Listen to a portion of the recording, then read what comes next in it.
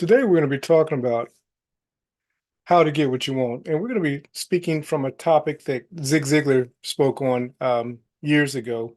And basically, what Zig gave us was the secret to getting what it is that we want. So, we're going to talk about that. And we're going to also talk about some scriptural reference about also getting what you want. A lot of times in this community, we want to manifest, love. We want to manifest better health. We want to manifest more money. And many of us, because of how we've been taught, we believe that we stay solely in our head. And thinking is always first call, so it's very important.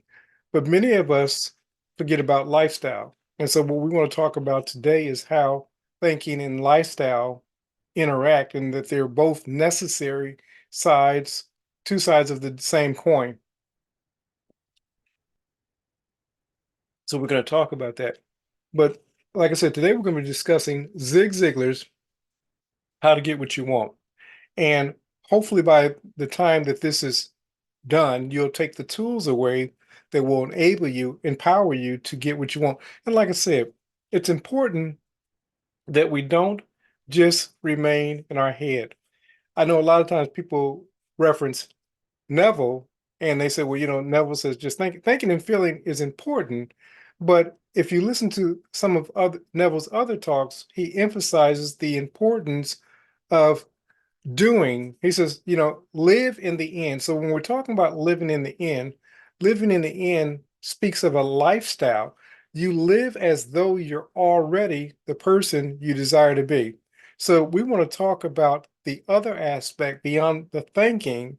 And so Zig gives us a formula. He says, listen, in order to get what you want, there's a secret.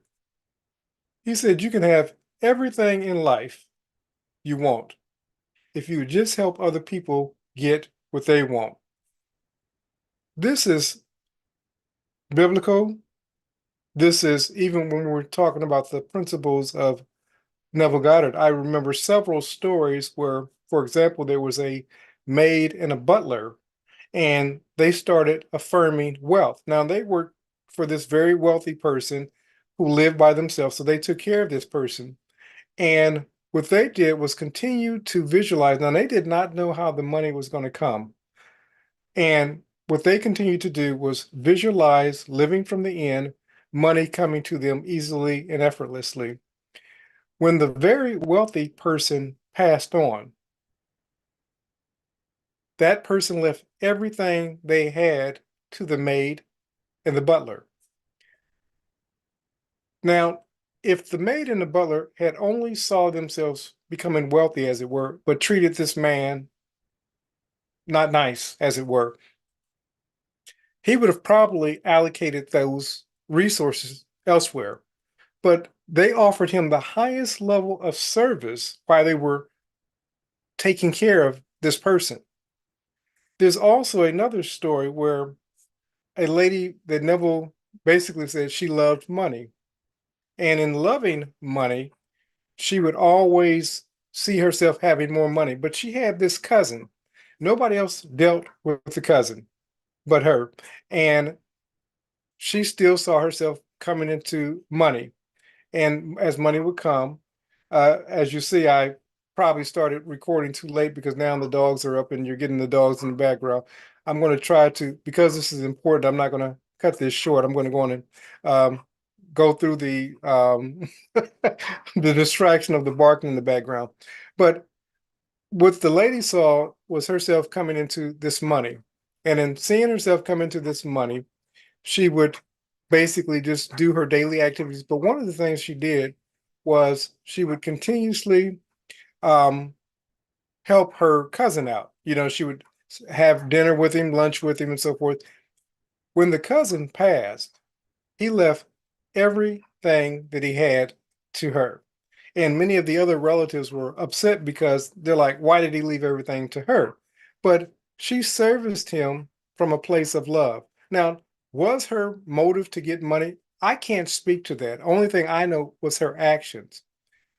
Neville's brother, when he started Well, first and foremost, he was in college and he found out that his father had been removed from the business by his two partners.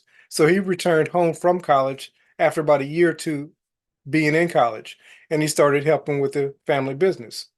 What Victor started doing, though, when he would walk home from work, he would see a billboard outside, just beyond his home, and he would see his family's name up on that marquee or that billboard. Over time, there was a man that noticed Victor's quality of work and lifestyle. And so what he ended up doing was he bidded on a property on Victor's behalf, and Victor agreed to the terms of the loan. And of course, that's how Victor started their multi-million-dollar business.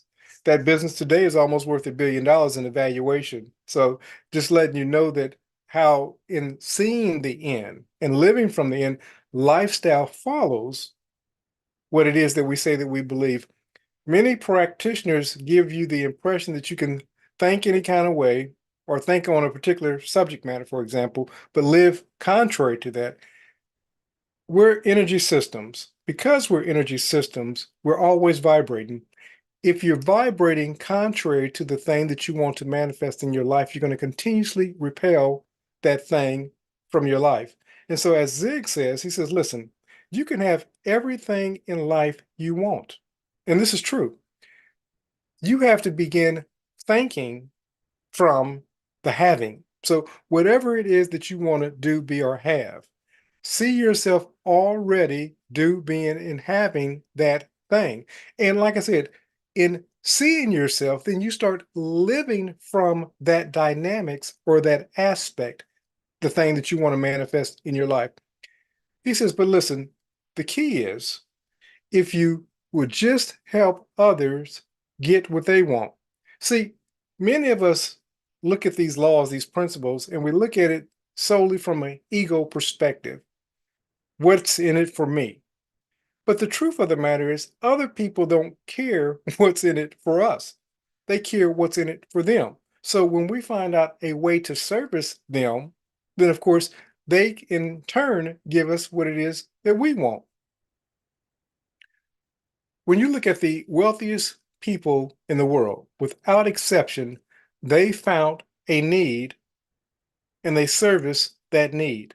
And because of them servicing that need, they're today among the top 1% of the population. They're the wealthiest people in the world. Why is that? They learned how to find out what other people wanted and give it to them. And people said, well, since you're giving to me what it is that I need, I'm going to give you what it is that you've requested. Sometimes that's money, sometimes that's time, sometimes that's energy, sometimes that's influence. When we begin giving of what it is that others need from our resources, and understand this, let's say, for example, we're talking about a digital product, a ebook. You can create that ebook one time and you can give that ebook or sell that ebook millions, if not billions of times, if of course that was your audience and you had an audience that vast. My whole point is you create that energy packet, in this case, an ebook, you've invested your life energy, your life resources in creating that ebook. Now you've sold that ebook repeatedly, and it only required the single investment of your time, but the return is infinite. Now, the important thing about that ebook that you would create, it has to service a need. See, as long as we're serving a need, as long as we're looking at what it is that other people need, as Zig Ziglar says, is you can have everything in life you want if you can just help other people get what they want. Discover what other people want and give it to them. Now, there's also a biblical precedence that speaks to this. So let's go to that. Scripture says this in Luke 6:38. Give, and it will be given to you. Good measure, pressed down, shaken together, and running over will be poured into your lap. For the measure that you use, it will be measured to you. Let's go into this. So, scripture says, whatever you're giving, it's going to be given to you. We're talking about energy flow. Now, the assumption is that we're going to always be given something of value. But even if you gave something contrary, the giving is good, bad, or indifferent. So it doesn't necessarily have to be that of value. It could be something that's not valuable, a bad attitude, for example. If I give off a bad attitude, for example, then what's going to return to me are bad attitudes. And we're going to wonder, why is everybody treating me like this? What's going on in my world that I keep attracting these bad attitudes? Look at what it is that you're vibrating. Now, it may not necessarily be that you're giving off a bad attitude. You may have the attitude of people always take advantage of me. So you will begin to attract to yourself, because that's what you're giving out, people always taking advantage of me. And you'll find that you'll continue to attract people in your life that seemingly take advantage of you. What they're doing is answering your prayer or your predominant vibration. So we're told, give, and it will be given to us. Good measure, pressed down, shaken together, and running over. So let's talk about this briefly. The universe is such that when you sow a seed, in this case, a thought, an attitude, a disposition, it always comes back to you multiplied. Jesus gave a parable and he said, a man swept his house clean, speaking of his mind, and all the negative, erroneous spirits he got out. And pretty soon he didn't replace that negative energy with positive energy, positive thoughts. And so the what they call the evil spirits, or the erroneous attitudes, dispositions, attitudes, and so forth, came back and said, listen, his house has been swept clean. Let's return. But not only did the negative spirits return, the negative attitudes, dispositions, and so forth, they brought friends. Whatever it is that we're given, whether it be good, if we're giving off good, then what happens is when we give out good, I can do this one program and I can benefit hundreds, if not thousands of people simply by, and in doing that, then because they're taking a benefit away, often they may bless me by way of gratitude, or they may say, well, coach, I would love to have a session with you. You can't know how your good's going to return to you. The whole point is you give of the good. And universe says this, God says this, scripture says this. It will be given to you, good measure, pressed down. It's like it's trying to pack. It's like the picture is that of a bag of grain. And when they would actually gather the grain, they would pour the bag to the full. And then they would start shaking the bag so that the uh, grain would start dropping to the bottom to make room for more grain. And so they were talking about an overfilling of this bag. So it says, give, and it will be given to you, good measure, pressed down, shaken together, and running over. So your good's going to be running over. Your abundance, your health, your love is going to be running over. And it says, and it will be poured into your lap, into your presence, into your bosom, into your heart. And he says, people will be the instruments. It's, in another verse, it says, will women pour into your lap. God uses the vehicles of other human beings to bless. We're also in the blessing business of other human beings. So as we find ourselves being a blessing with the information, the knowledge, the insight that we have, we begin pouring that into the lives of others, then they will seek a way, those who are appreciative will seek a way to say, how can I be a blessing to you? And it says, For with the measure you use, now let's talk about this. What is the measurement? Now, and of course, back then they had these scales and these weights and so forth, but the measurement also speaks of if you're talking about attitude, if you're talking about your disposition, or if you're talking about your state, what measurement are you utilizing? See, depending upon what it is, if you're sending out lack, for example, then lack is the measurement. If you're sending out abundance, then abundance is the measurement. Whatever you're sending out, if you're sending out love, then love is the measurement. For whatever measurement you use, it will be measured back to you. And this is why they tell you not to rejoice in people's heartaches and their downfalls, because that's a measurement. And when you're sending that measurement out, that energy is going to return back to you.